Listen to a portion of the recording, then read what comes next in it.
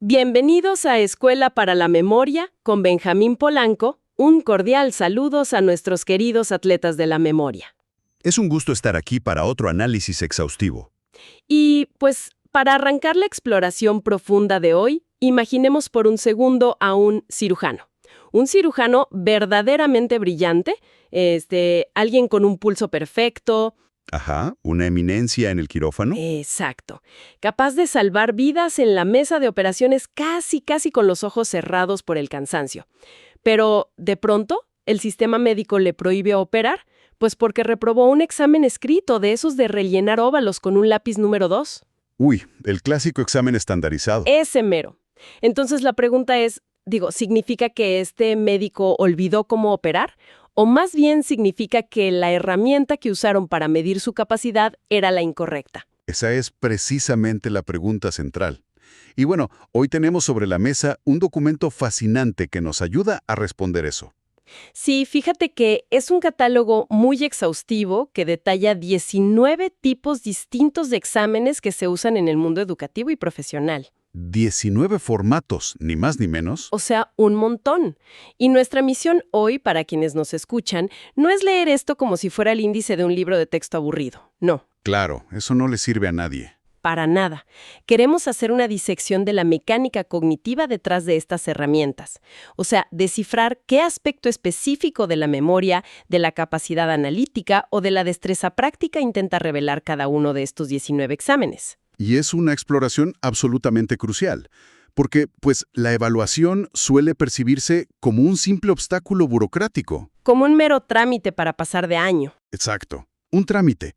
Sin embargo, al observar la psicología detrás de esta inmensa variedad, la gran revelación es que la elección de un formato de examen nunca debería ser aleatoria. O sea, tiene que haber una intención detrás. Totalmente. Un examen es una herramienta de precisión caligráfica. Digo, no se utiliza un martillo para apretar un tornillo, ni un termómetro para medir la distancia. Sería absurdo. Claro. Y de la misma manera, lo que estos 19 formatos nos demuestran es que el conocimiento humano es tan multifacético, tan lleno de matices, que el sistema necesita todo un arsenal de lentes distintos. Lentes para observar cómo la mente almacena y procesa la información. Exactamente. Y cómo la aplica, que es lo más importante. Bueno, pues vamos a desempacar este arsenal, empezando por el terreno más familiar, ¿no? Esa zona de combate donde yo creo que cualquiera que haya sido estudiante ha sudado la gota gorda. La retención pura de datos. Sí, la memoria pura y dura. En el documento, los primeros formatos cubren los clásicos. Hablamos de los exámenes 1, 2, 3, 5 y 6. O sea, el examen de opción múltiple, el de verdadero o falso, respuesta corta, completar espacios en blanco y el de emparejamiento. El famoso examen de unir la columna A con la columna B. Un clásico de la primaria. Totalmente. Y bueno, al analizar este bloque, siento que la mejor manera de entenderlo es pensar en un inventario de almacén. A ver, explícame eso.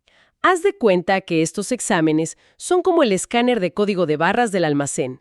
Pasas el escáner, hace un bip rápido y el sistema sabe inmediatamente si la caja con la información está en el estante o no. ¿Es un sí o un no? Exacto, es binario. O te sabes el dato o no te lo sabes. Pero desde tu perspectiva, a nivel cerebral, ¿qué está haciendo realmente ese escáner? Pues esa analogía del escáner es súper reveladora porque ilustra una división fundamental en la neurociencia del aprendizaje. ¿Cuál es esa división? La diferencia entre la memoria de reconocimiento y la memoria de recuerdo. Digo, cuando alguien se enfrenta a un examen de opción múltiple o de verdadero y falso, el cerebro usa la memoria de reconocimiento. O sea, la respuesta ya está ahí físicamente en el papel. Exacto. La respuesta correcta ya está en la página. El ojo la capta y el cerebro solo tiene que confirmar que ese patrón visual coincide con la información que ya tiene almacenada. Es como decir, sí, esta cara me suena. Tal cual. Es un proceso cognitivo de un esfuerzo relativamente bajo.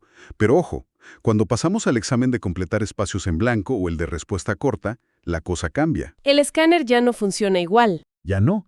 Ahí se exige la memoria de recuerdo.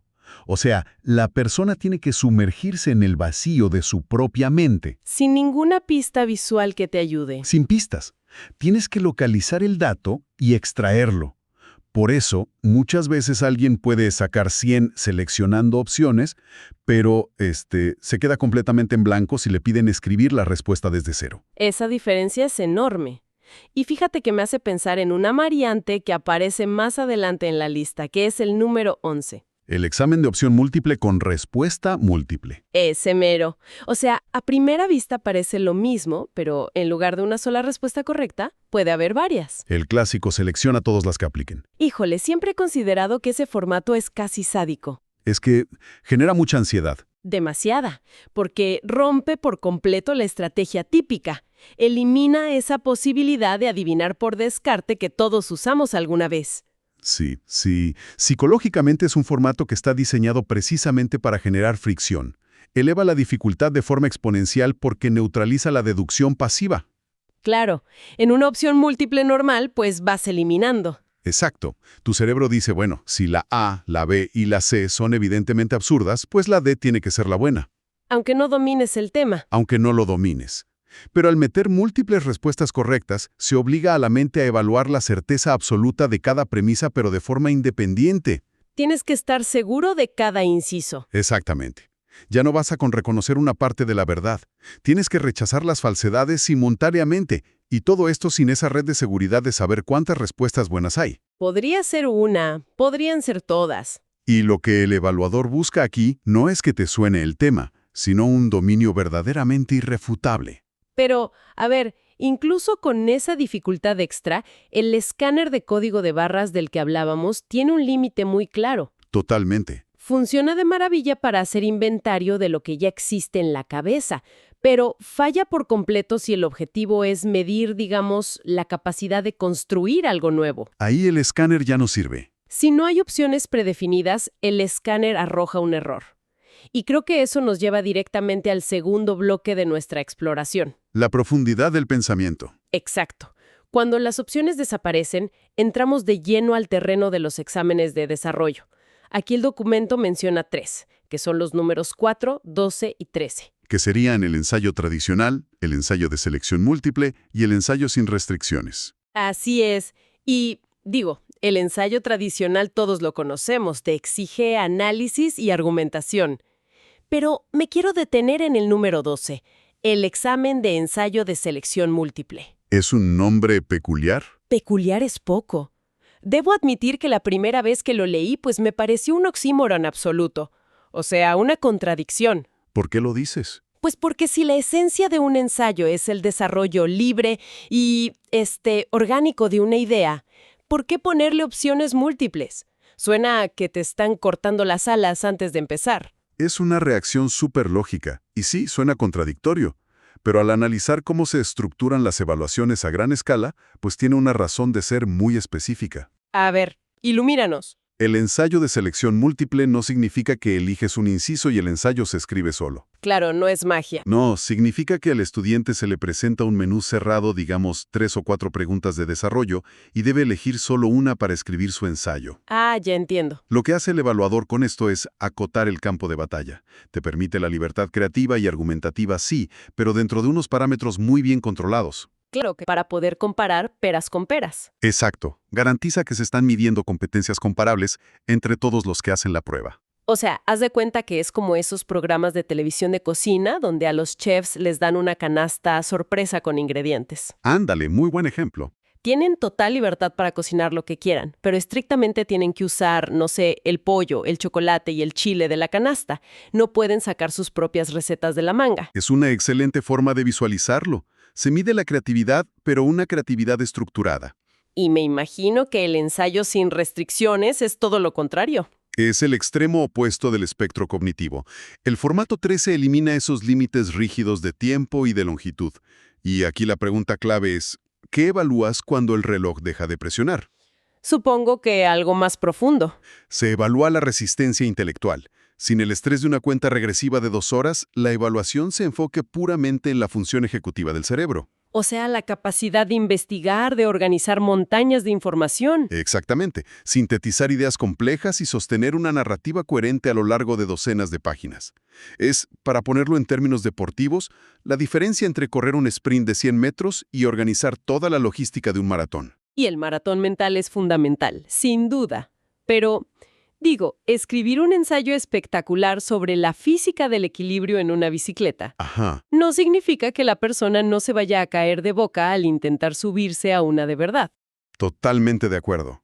La teoría no siempre se traduce a la práctica. Y eso nos obliga a dar un salto gigantesco en nuestro análisis. Pasamos del terreno puramente teórico, del qué información almacena el cerebro, al terreno aplicado. ¿Al qué puedes hacer físicamente con esa información? Exacto. Y ahí entramos a las evaluaciones prácticas. Y fíjate que el documento es súper específico en este bloque. Hablamos de los exámenes 7, 9, 10 y 19. Que incluyen exámenes prácticos de habilidades en informática o salud, el proyecto o presentación, el portafolio y las evaluaciones de habilidades físicas directas. Sí, menciona cosas súper concretas como soldadura, carpintería o procedimientos de enfermería.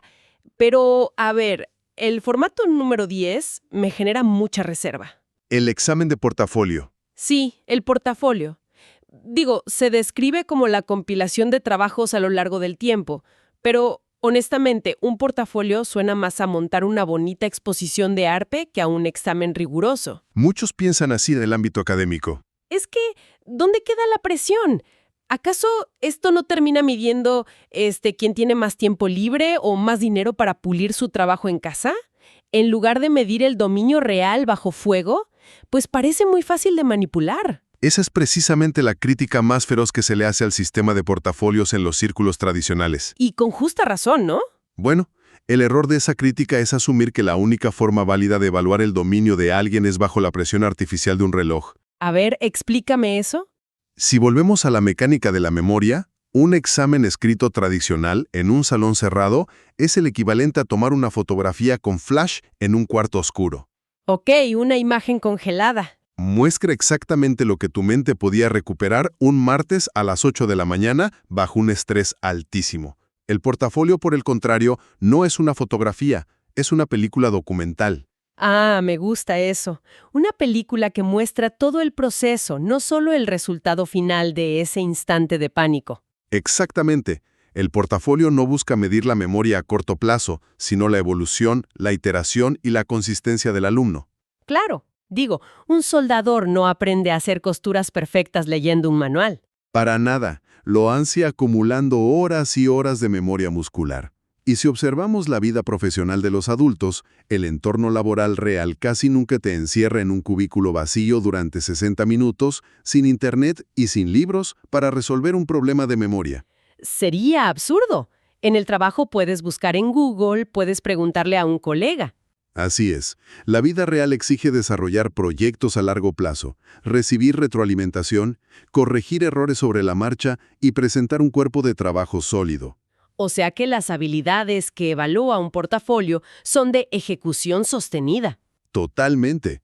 Demuestran si alguien es capaz de mantener la calidad a lo largo de meses. Y fíjate, estadísticamente esto resulta ser un predictor mucho más fiable del éxito profesional a largo plazo que un examen de verdadero y falso. Ese contraste entre la fotografía y el documental es brutal, porque al final, un puente mal soldado en el mundo real no se sostiene por la teoría de física que el ingeniero se memorizó en la universidad. Se sostiene por la constancia de la técnica aplicada en el momento de construirlo. Exacto.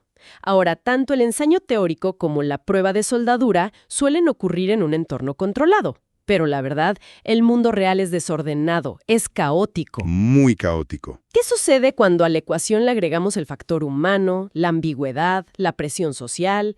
Eso nos lleva al último gran bloque de estos 19 formatos. Entramos a los exámenes analíticos, las simulaciones y las pruebas interactivas. Así es. Cubrimos los exámenes 8, 14, 15, 16, 17 y 18. Hablamos de exámenes orales, presentaciones con sesiones de preguntas y respuestas, el juego de roles y el estudio de caso. Si el examen interactuaba solo con el papel o con un objeto inanimado, como el metal para soldar. Ajá, cosas que no te responden ni te juzgan. Exacto. Pero aquí interactúa con variables impredecibles. Tomemos el estudio de caso, que es el formato 16, y el juego de roles, el 14.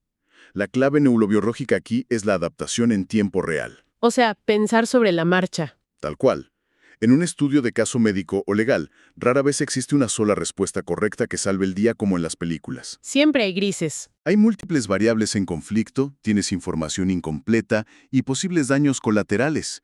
El individuo debe proponer soluciones sabiendo que cualquier elección que haga va a tener un costo. Y cuando eso se convierte en un juego de roles, supongo que la presión se multiplica. Se suma la lectura del lenguaje corporal, la empatía y la gestión de crisis frente a otro ser humano que está reaccionando activamente a lo que tú dices. Es como estar en el ojo del huracán. Tienes que aplicar la teoría mientras alguien te está debatiendo en vivo. Exactamente. Pero de todo este bloque interactivo, el que me parece más revelador sobre la psicología humana es el número 17, el examen de selección forzada. Un formato muy duro. Bastante. Según el documento, este formato obliga a elegir una opción específica de una lista, incluso si el evaluado siente que ninguna es completamente correcta o si de plano no está seguro de la respuesta. Es que la selección forzada es un instrumento fascinante. Literalmente lleva al cerebro a un estado de disonancia cognitiva. ¿Te incomoda a propósitos? Sí, su objetivo principal no es evaluar qué tanto sabes de un tema de memoria, sino cómo tu mente gestiona la incertidumbre y el riesgo. ¡Wow! Obliga a tu proceso de toma de decisiones a abandonar esa comodidad de buscar la respuesta perfecta. Tienes que operar bajo condiciones subóptimas. Tienes que mojarte, como dicen. Evalúa tu capacidad de sopesar riesgos rápidamente, calcular probabilidades y comprometerte con una postura sabiendo que podría estar equivocada. Que es básicamente la descripción exacta de ser un adulto, ¿no? Totalmente de acuerdo. Digo, pienso en algo tan cotidiano como, no sé, elegir un seguro de gastos médicos. No hay una opción que cubra el 100% de todas las enfermedades por un costo mínimo. No existe la opción perfecta. Para nada. Tienes que hacer una selección forzada basada en información incompleta sobre tu futuro y sobre riesgos que son inciertos. Y si te quedas paralizado esperando que aparezca la opción perfecta... Pues te quedas inseguro y pierdes. Exacto.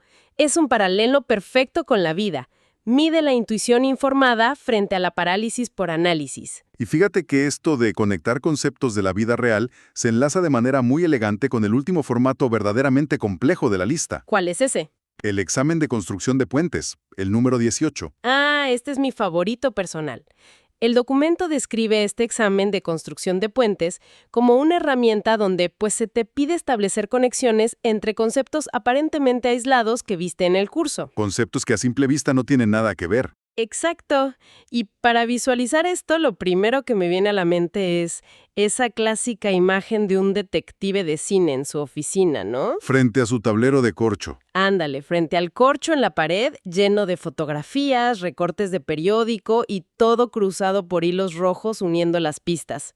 Es una analogía buenísima. Y la evaluación aquí no se trata de saber quién está en la foto, sino de justificar por qué ese hilo rojo conecta la foto A con el recorte B de manera lógica. Exactamente. Pero la gran duda que me surge al pensar en este formato es, ¿cómo se califica un hilo rojo? O sea, ¿existe una forma verdaderamente incorrecta de conectar dos realidades si la persona logra armar un argumento que suene medianamente lógico? Bueno, esa es la pregunta central a la que se enfrenta cualquier evaluador de este formato, y la respuesta es que se califica la solidez estructural de la lógica detrás de ese hilo rojo. O sea, no basta con inventar cualquier historia. No, no se trata simplemente de decir, pues estas dos cosas se parecen porque son rojas. Para obtener una calificación alta en un examen de construcción de puentes, el cerebro tiene que demostrar un razonamiento inductivo o deductivo de muy alto nivel. A ver, danos un ejemplo para aterrizarlo. Imaginemos que el concepto A es la revolución industrial en el siglo XVIII y el concepto B es el cambio climático moderno. Ok, separados por siglos. Ajá. El estudiante no puede solo tender un hilo diciendo, pues las fábricas generan humo y el humo es malo. Sería un hilo muy frágil. Exacto.